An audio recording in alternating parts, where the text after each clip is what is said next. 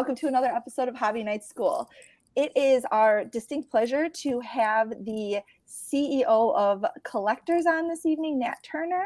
Typically, we have a lot of people on that are, showing us their way, showing us the way. And today we have someone on who's kind of paving the way, and we're really excited to have you join us. Thank you so much.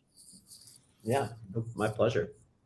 So, Nat, before we get started, I need to know, am I a bad guy? And I ask you this because I was fortunate enough to visit California and Collectors a few months ago as an event that you had put on for group subbers for the platinum level members. So I was out there as a guest, and day one was beautiful. We went out on a boat. We had some cocktails. We networked. We went to a restaurant, and I watched people try to eat couscous off of a plate, which was one of the strangest things I had ever seen. The next day, I got to spend time with the grader and ask a lot of questions. Got to hear about Golden. Got to hear about some of the security stuff, and it was an incredible time. At that point, somebody suggested, "What do you think if we went to Burbank?" And there was a group of us who ultimately decided to go up to Burbank, take an hour and a half Uber ride up there, get incredibly car sick, but stay at Burbank for almost 4 hours, spending thousands of dollars, which I hadn't intended to spend. And ultimately, I missed out meeting you in person and going to a lovely steak dinner. Am I a bad guy for that? Or would the Nat Turner, who's a collector, have been like, I might be able to meet that guy somewhere else. I'm in California. I'm going to go look at some cardboard. I was late to that dinner because I went to Bullpen. So, no, I don't blame you at all. Thank you. I was betting everybody. They're like, that was stupid. You're an idiot. And I'm like, man, anywhere he posts on Twitter, he's always opening wax. He's looking for where the card shops are. I'm not in California that often. And after couscous last night, let's go hang out with Rob and buy some cards. And so I feel a little bit better knowing that I made the right choice. Yeah, no, that is the right choice. Did you get any 90s or what'd you buy? I bought everything. I was like a kid in the candy store. Oh so I bought 90s refractors, pictures. soccer, raw, slabs. I mean, like at the end, I had an idea of where I was because they would stack it and put it up front. And then when we got up there and the old man was da-ding, da-ding, da-ding, da-ding, I'm like, well, at least I'm going to earn some points on the old Amex. That's a great shop. Yeah, they got good stuff. I don't blame you. I was having such FOMO when he was out there for PSA. Because I'm the one that travels to all the shows typically. I go to, Dallas. I go to Burbank. I go to Culture Collision. So when he's like, hey, I'm going to go to this PSA thing, I was like, okay. I was very jealous. So we're recording this. Are you in California? Are you in the Jersey office? I've seen some of the conference rooms, and I've got to say, the naming convention of the conference rooms is absolutely fantastic, and I just absolutely love it. Yeah, no, I'm in. We have an office in New York City, Manhattan, small one. I think I'm the only one here right now. And that's where I am right now. But I'll be in Jersey tomorrow, and then California all next week. So I kind of bounce around. And we have another office in Seattle that I have not been to, that I hope to get to. And then we of course have our vault operations in Delaware, which I'm actually going there Thursday. So yeah, a little bit of everywhere this week. So is the Jersey office open and fully operable yet? Okay. Oh yeah, it's awesome. So it fully opened last Monday, but we've actually been operating in we called it Skunkworks, like a much smaller temporary space for almost a year, where we were basically training our team. We had a much smaller grading operation. Everything was a bit cramped, but it was getting everything moving so that when we opened the bigger office, when the construction was done, everything could kind of start, without a hitch. And that's actually what happened. In fact, the Friday before, the units that we did that Friday were the same units number that we did Monday when we opened in the new office. And so there was no drop off, or, the operations team did an amazing job, facilities, just making sure everything transitioned over. But yeah, that office is up and running. In fact, we can take appointments for drop offs through the sales team. We have dealers dropping off there. Grading's fully operational there. We're doing cards, photographs, autographs, Funko Pops. We do not do coins out of there yet. And high-end cards, we actually don't do there yet. So you can drop them off there, but then we'll probably ship them back to California for service and then bring them back. You can drop off to send to the vault there. Yeah, it's a fully operational site. So is the reason that you're not doing high end or whatever is just like the graders that you have in California versus, or how does that work? Yeah, we do. We have a great grading team in New Jersey. Their focus is on TCG, like Pokemon, and low end ultra modern, like the within the last 3 years printed cards. Our high end vintage and 90s graders, modern graders, are in California. We do have Zoom set up and like all sorts of software built where when a card is imaged, the system recognizes that card. Let's say it's in New Jersey, it flags it to the grader. They can get a second opinion from someone in the system in California, which is great. But for now, and that is kind of the fail safe. But for now, if someone submits a high end card, we just want the the people who's like literally that's their job daily basis to look at it. And those people are in California for those kind of cards.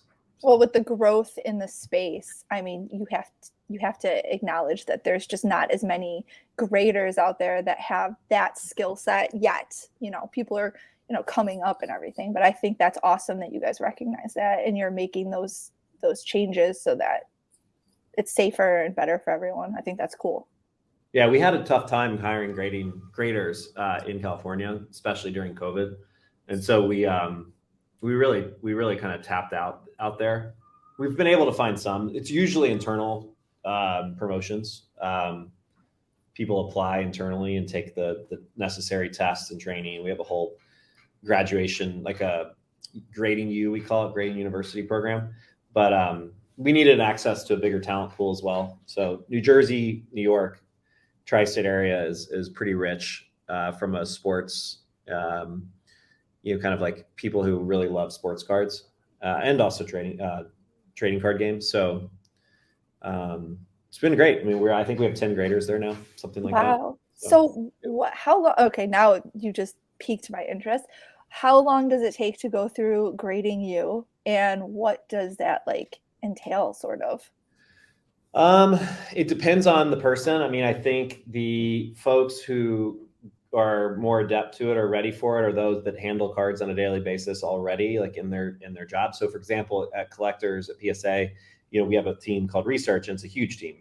It's our second biggest team probably after grading when it comes to like card handling. And their job is to research the card. So they're holding the card, they're flipping it over back and front, looking for what year it is, what number it is, what variation or parallel it is, who the player is, who the manufacturer is, et cetera, et cetera.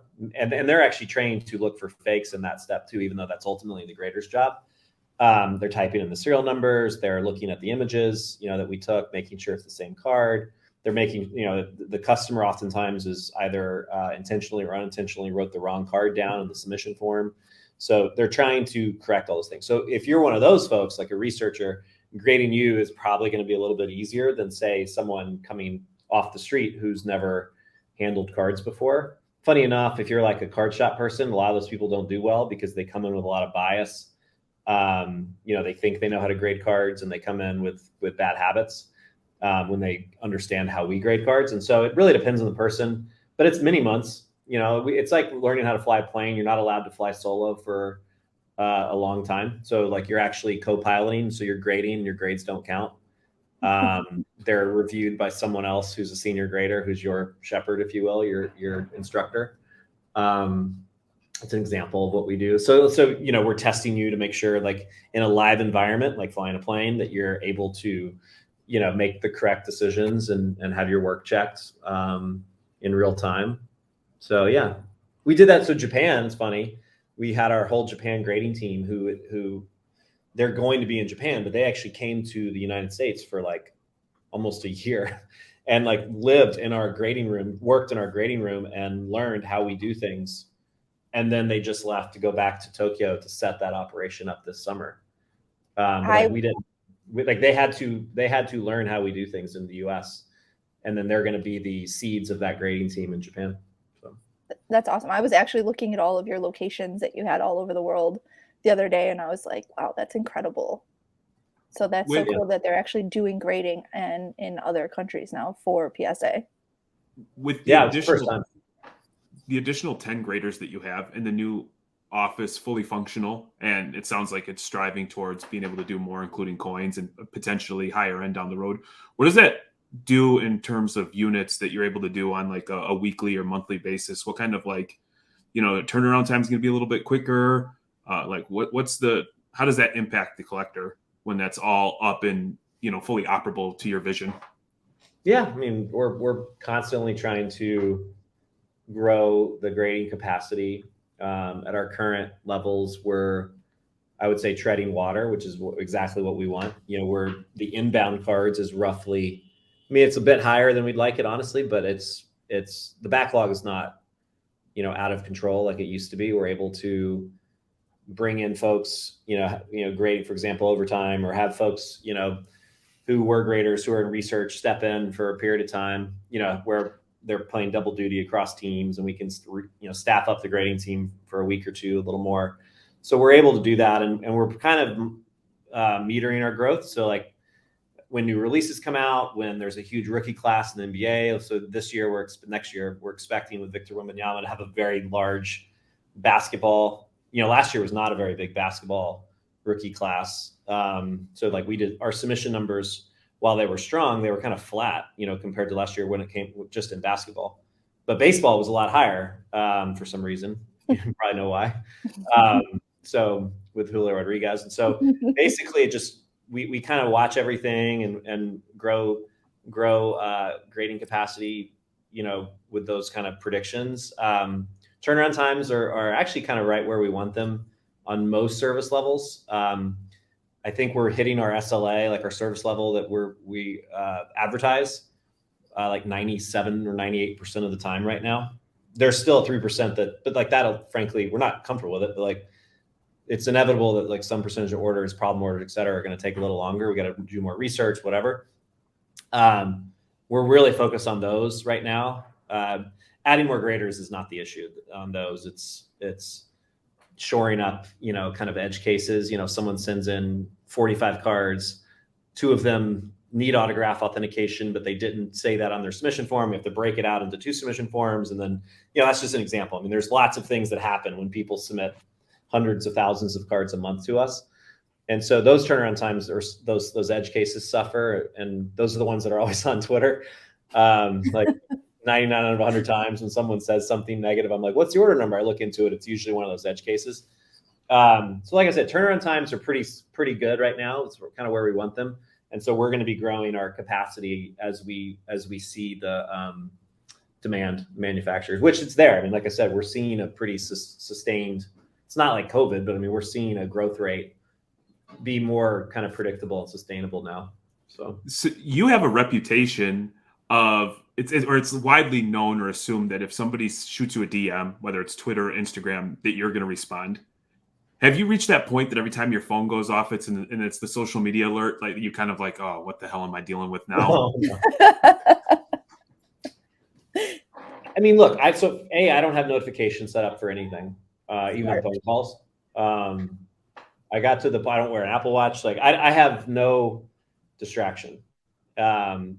So because I realized when I was doing emails, or trying to work on a Zoom, whatever, it'd be beep, beep, it would the buzzing. So I basically went no notifications. And what I do is I block out, it's probably 5 or 6 times a day. It's not like on my calendar, but every morning, every night, and then at least 2 or 3 times during the day, like let's say a call ends or whatever, I jump on Instagram or Twitter.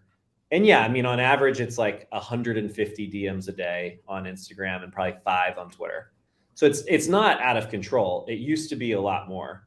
I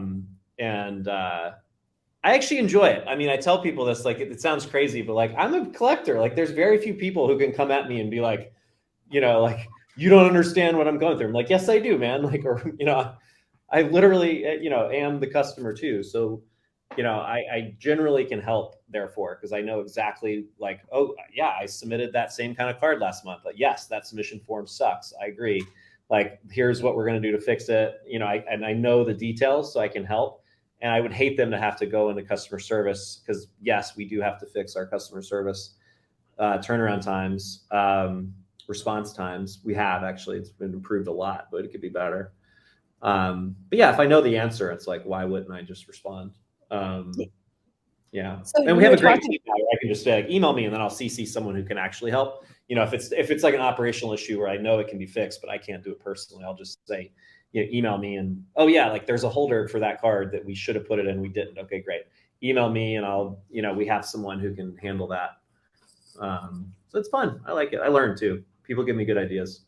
Well, you have a lot. You have your finger in everything then, so you know what's going on. You're like, yeah, I know this person can help. I think it's cool. Well, when not you talk everything. about, I'm like, not there's, every, well, there's a things I lot care of about. it. Yeah, Right. like I really care about our holders. I care about the set registry. You know, I care about our grading consistency and accuracy. Those are probably like the top three things I'm focused on right now. And maybe the fourth is our vault. I mean, I really care about our vault. I'm moving most of my collection there. So like those four things, if you have a question, one of those four things, I'm on it. So. You're like, I know I can answer that. So Is the vault big enough to hold everything that you own, man? Oh, for sure. You know, we have the vault is huge. listen, Yeah, I mean, you have a couple cards that if they don't fit and you want to like send them to my vault, I'm fine with that. I'm kidding. Yeah. You Our vault is, I mean, it's been so cool to see that thing scale. I mean, I haven't said this yet, but we crossed like 100,000 items in there like a month or two ago. Wow. And it's growing like crazy. I'm probably one of the top 10 biggest vaulters, but like, I don't think I'm the biggest. I mean, there are people sending every card they submit to PSA directly to the vault from PSA. So they never have to ship it or do anything. A lot of dealers are doing that because it's not collectors who want the stuff in their house. Right. I have a lot of stuff in my house still because I enjoy, you know, seeing it from time to time. But yeah. That's my problem is I want to look at it. Yeah, but I also know it's like I can't even, we've gotten to the point now where I don't have room to put up all of our PC anymore. We have like cases on the wall of all of our cards. And it's gotten to the point now I'm like, I just ordered several more cases to hang. And I'm like, I don't even know if this is going to be enough. So it's getting to the point where we definitely have to vault more. We do vault stuff, but we have to vault more stuff. Yeah. So, okay. So you've been a collector for a really long time. This is something that I find curious. When you were on your come up, before you were, you know, Nat Turner and you could have like any cool card that you really wanted, what was like your biggest chase? Like maybe as a kid or as like a young, you know, before like the whole thing happened, like what was your big chase? In the 90s, I was collecting Griffey and basketball. I was doing Steve Francis, funny enough, in 99. I couldn't really afford like Jordan and Kobe stuff. Like I pulled some base cards, but like I didn't have any significant, like I wasn't really chasing those. But in like the late 90s, I would have been like 13 or 14. I was like into Vince Carter. My chases would have been like his SPX finite. You know, that the black, like the cool, like the rookie portrait card. The Encore card, I remember buying that in a mall show in like a mall lobby for like $20, which was that was a chase card for me at the time. Yeah, and like Steve Francis was my guy. I'm starting to get back into him, which is funny because some of his rare cards have popped up, and I remember those cards vividly. Of like, oh, his EX credentials. Like, I didn't even have the EX, let alone the credentials. Didn't you just have an atomic refractor just pop recently that you shared? Yeah, the Bowman Best. Yeah, didn't have that. I had the Bowman's Best refractor as a kid. I remember that. I actually do have, in fact, I don't have it. I'm in the office, but if I was at my house, I could show you. I found my first ever my first ever grading submission, the first ever card I ever got graded, which was in 1999, which was a Steve Francis finest rookie that I pulled. I got a 9.5, minimum 9. It was like 999 or 9.95, 395. BGS, of course. Of course. At the time. So yeah, but you know, and then when I was in high school, I got really into LeBron 03. He was a rookie when I was a junior, and so I was chasing his base rookies. I didn't collect the parallels at the time; they were too expensive. But also, I just wasn't into them. So yeah, but I basically wanted one of every LeBron rookie card, which I think there were like 52 bases of the base, like if you don't include the parallels. it's so wild when you said like I didn't care about the parallels, because when we were collecting, like the parallels were like meh, you know. You wanted that's so funny, because I remember we were a little older. We took a little bit of a break, and then we got back into it about like, I don't know, 8-9 years ago, and Jeremy's like, oh, nobody cares about the parallels, and I'm like, I think that they do. I think that the parallels are where it's at. I ended up doing that like a year later. I ended up getting into them. I like them. I still have my first card I ever pulled when I was like 10 years old. So it's awesome. Where does one Nat Turner get educated in the hobby on the come up? So you don't have tremendous amounts of disposable income.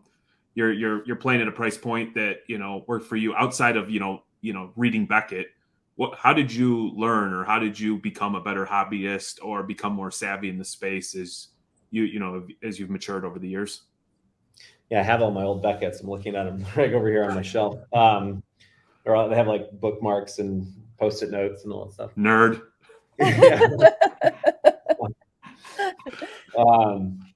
You're saying today, or what did I do back then? Yeah, just like then and now, if anything. I mean, I think people such as yourself always have a thirst for education and are always trying to be a little bit better. But, you know, a lot of, for us, was just trial and error. And it wasn't over until like the last few years when social media with podcasts and, you know, written piece where you could actually go and get educated if you had an interest or a thirst for that. Yeah, I mean, it's harder now. Price points are so much higher. I mean, then again, though, I go to shows and I see, you know, 12-year-olds dropping like $100 bills on tables. You know, so like, I think a lot of it is, you know, dads or whatever connecting with their kids, you know, at shows, which is great. I mean, I'm doing the same thing, but it's different than it was 20, 30 years ago, is my point. You know, the amount of money in the hobby, it just seems more free flowing. But yeah, when it comes to education, I mean, I'm obviously biased, but I think, you know, we have a PSA magazine's great. I think Card Ladder's awesome. I think when it comes to pricing tools, there are a lot of good options. You know, I use Card Ladder a ton. I use PSA APR, the auction price realized tool. You know, honestly, like just trial and error on eBay. Like I'm on eBay hours a day. I mean, and Golden too now. I mean, you get a feel for pricing, submitting cards raw, and then seeing what they flip. You know, for like in our vault, we have like collector's estimate now, which is like a predicted price. I think PWCC and others have a similar concept alt as well, which is great. I mean, I think the more tools out there, the better. I mean, we're not trying to be the end all be all. We just think there should be these options integrated with PSA. But you know, those, like doing all that stuff, trial and error, like I think just buying and selling on eBay in low budget way, like, you know, getting, I don't know, pick a rookie. I mean, this is what I did back in the day. Like I picked Francis, which didn't work, but you know, Jordan, Kobe, I wasn't around when Jordan was a rookie, but you know, I bought a couple Kobe rookies when he was 96 when he came out, like prospecting LeBron, obviously. I did Gerald Green in 05, which was terrible. But like as a kid, you know, pick a rookie, you know, that you like, and you'll learn business as well, like supply, demand, scarcity, value, pricing, fluctuations with off season, in season, like all that kind of stuff. You know, again, just like be a eBay hound and, you know, price analytics hound, but ultimately collect what you like. I mean, it's two sides of the same coin, but like I always say to kids, like if you, like I had a friend of mine's son, he's like 14. I'm like, buy the best card you can afford of the player you like the most at that time. You know, and he had like a $75 budget and he loves Joe Burrow. So I was like, all right, like buy a PSA 10. It's going to be a cheap rookie, but whatever. Like buy a PSA 10 of him if you can, or trade up towards it. You know, instead of buying 4/8 of, you know, like just buy the best card you can, you know, with the money you have. And then that of a player you think will play well over time. And that's the way to do it. I can't get the kids these days into vintage. That's the thing. I'm like, the best asset to buy is buy a Hank Aaron card or Mickey Mantle card. You know, they're not that you can buy them for a couple $100. They're cheaper than like Joe Burrow cards. You know? Like the value's there forever. So yeah, like you can buy a PSA 3 Jackie Robinson 1956 tops for less than a Joe Burrow Silver Prism PSA 10. Isn't that right? crazy? That's so crazy to me. So if anyone ever says, "Oh, that's someone who has a lot of money," I'm like, no, like you're wrong. Like you can absolutely buy vintage cards cheaper than modern, no question. It's lower grade, but guess what? There's fewer of them. So I'll never Anyway, forget. I made a TikTok and I had like a Jordan rookie PSA 3, 4, maybe a 4. I can't remember, but I was holding it in the TikTok and I had just TikToks, like as far as social media goes, there's a lot of like young kids on there and they're like, is that a 4? Are you showing that off? And I'm like, well, yeah, I am.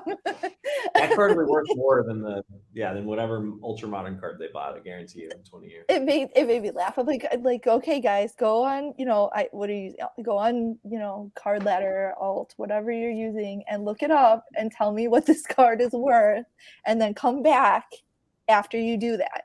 The kids, we do a scavenger hunt for kids, and I quickly learned that if I wanted the kids to engage with the scavenger hunt and really participate and like talk to the dealers and stuff, there had to be a prize that was valuable to them, because these kids are walking around with cards. Like back when I was a kid, the giveaway, like the shop owners would give you like a stack of like second year or third year like players, like base cards you didn't care about. They didn't matter. It was like junk. And now kids, they don't want that. They're smarter. They have cell phones. They can look on eBay. They can look at prices and know what the card that you're giving them is worth. And so that's something that was really cool, is we had a ton of people donate slabs to us. And so we were, and we purchased a ton of slabs. Like I spent a ton of money on this scavenger hunt. And so we want it to be good stuff. And some of these kids, maybe they have good cards, but this was like their first graded card they ever got. So they're opening these prize packs with like actual slabs in it. And they're so excited. Yeah. And like you said, maybe it wasn't the most valuable rookie card, but it's still a player that they know in like a PSA slab. And they're just thrilled, over the moon excited about it. So it was really fun. It's fun. But it has to be value for them these days. Yeah, that's what it's all about. I've read about some of the technology that's trying to be implemented. Are we there yet when somebody sends in like a serial numbered card out of 100? Are you able to tell if the card's been cracked out and resubmitted 15 times? But yeah, on resubmissions, we are tracking serial numbers. So I mentioned before, our research team, every time a card comes in that's serial numbered, they are typing in the both numbers, the unique number and then the out of number, and it's in our system. And for that spec ID, every card has a spec ID.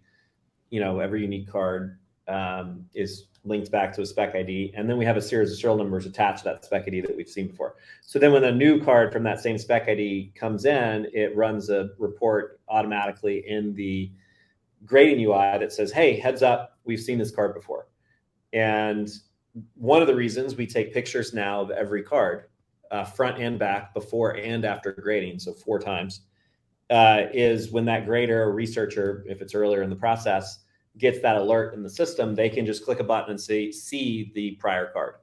Now that had to have been submitted in the last, 18 months since we've been taking pictures and recording serial numbers, but those are available to them. And the reason they do that, they're not going to block the card from being graded, because obviously it's there in front of them.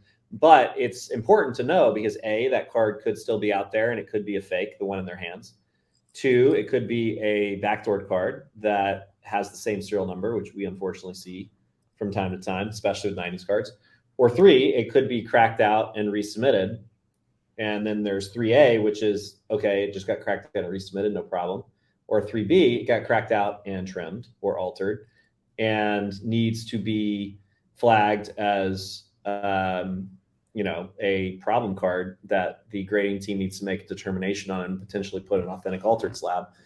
And you can do that with before and after photos. We don't trust before photos from the internet.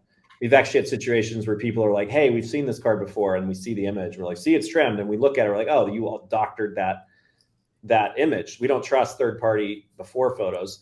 So we want our own before photos, if you will. So on a resubmission, we have those before photos. And we actually have caught multiple trimming cards that were trimmed off of our before photos, our original photos from the prior submission. Oh, that's crazy. And people complain about it. We're like, look, it's an opinion service. That's what we're doing. We're trying to educate ourselves to make the best opinion, give you the best opinion possible at the time of grading. That's our job. And the more information, the better. if we have pictures of that card from prior points in time, that's more information to make a more informed opinion. So that's the way we think about resubmissions and why we collect serial numbers. That's yeah, that makes a lot of sense. So like, I know a lot of people that, you know, you see it every day, people cracking, submitting, cross submitting from one to another. And I think the fact that like they're being tracked now, you know, I know that's wild. And because they're serial numbered, it makes sense that it's very easy to track them that way.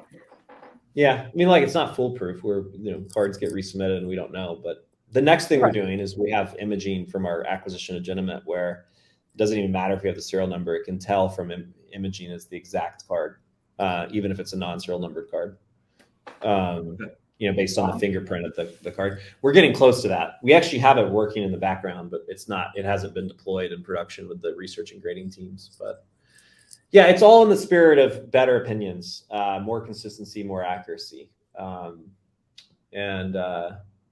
Yeah, hopefully it works. We had a period of time where we made the wrong decision. We were actually blocking those cards. So if the card came in with the same serial number that we've seen before, we'd say, sorry, you got to send us the label from the prior card.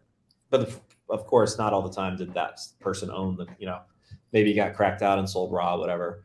So that wasn't super fair. So we reversed that course. And now we grade the card again, but again, using all that information we have from before.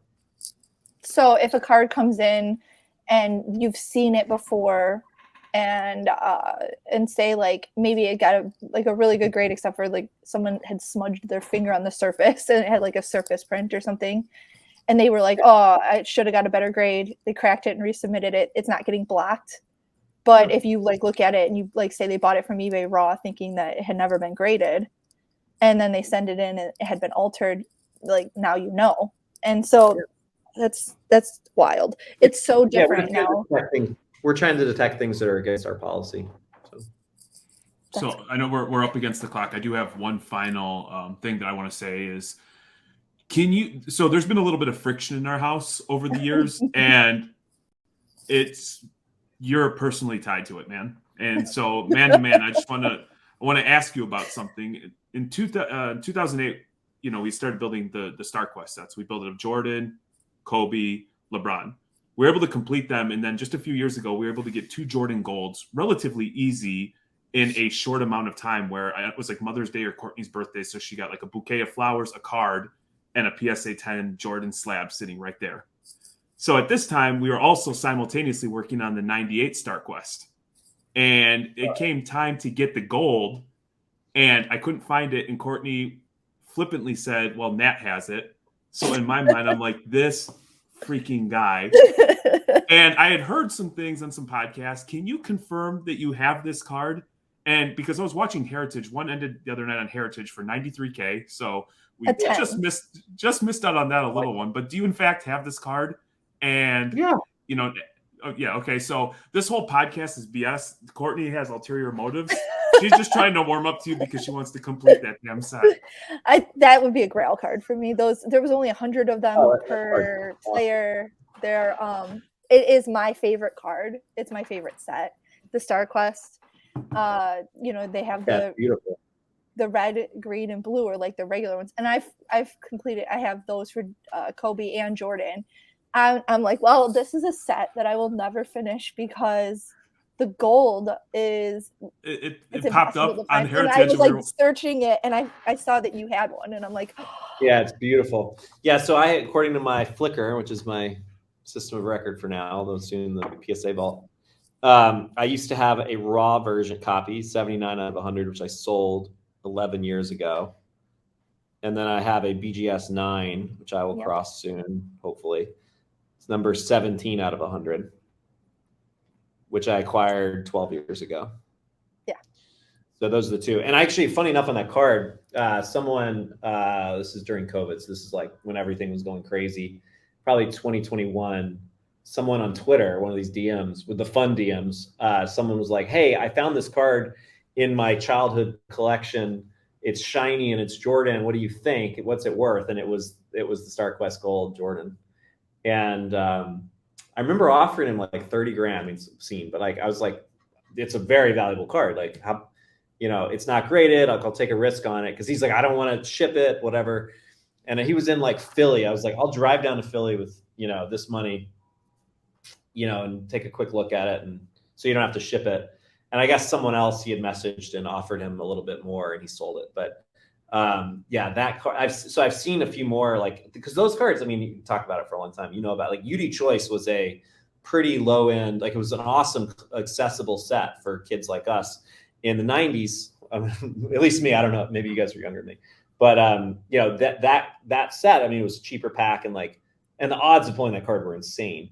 But can you imagine how many kids like me and us have these cards like in their junk drawers, of like 30 I had years the old. blue one. I had the blue one forever. I guarantee you half of those or more, some kid pulled and had no idea what it was. Yeah. So, and like that kid on Twitter, the guy on Twitter, he's like, that was example probably 28 of that for that card. Very few of those survived. Yeah. So. And they're really hard to grade because they're foil and they're foil. Yeah. So that one that was a 10, I don't care about grade on those. The grade on those doesn't bother me. The same. I would take it. I would take any condition of that gold card. Yeah, so like I guess since, it is. It's like that. So I'm just putting it out there. Like I really want one someday. So that is that. We really appreciate your time. I'm a big believer, like in my line of work, infrastructure, that operators or people who have been in the trenches have found great success because they know what right looks like and they understand the business truly from its core out. And I suspect it's the same within the hobby. I think that you'll continue to have tremendous success because you're a hobbyist first. And, we wish you well, and we're going to be rooting for you. And, obviously we're consumers, so we're hoping for a little more competition so that way it benefits us. But, thank you for taking the time. This has been very informative and just super appreciative of your time.